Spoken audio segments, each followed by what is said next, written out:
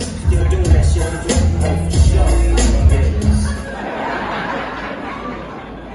2020 was a weird year for me because it was the first time I could claim unemployment as a comic and get paid fairly for my wages.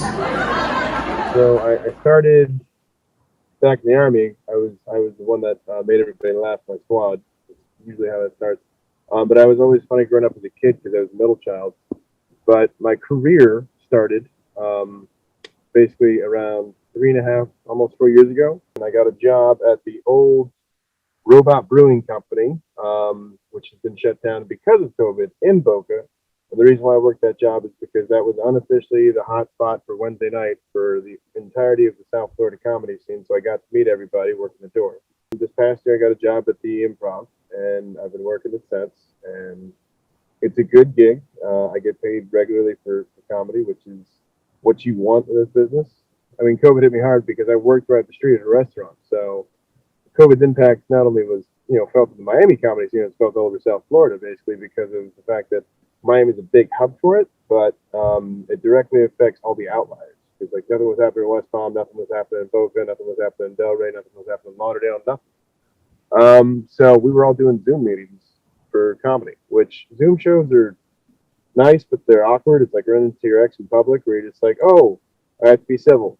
So for me, because you can't hear them laugh.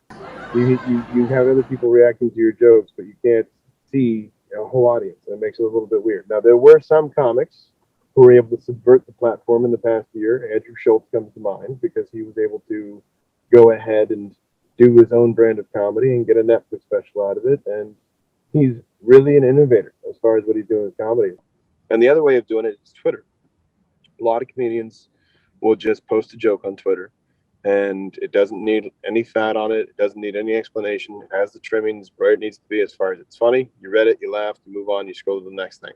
The main thing that I can make for a note for anybody interested in getting into the business is make sure you get yourself LLC'd and licensed, and you have coverage for when you do start doing shows, you do start doing things outside of your regular parameters of getting work, because a lot of us had that issue as far as unemployment stuff is concerned with COVID, because a lot of us couldn't claim initially because we were considered entertainers or entertainment industry. But at the same time, it's almost back to where we're at normal.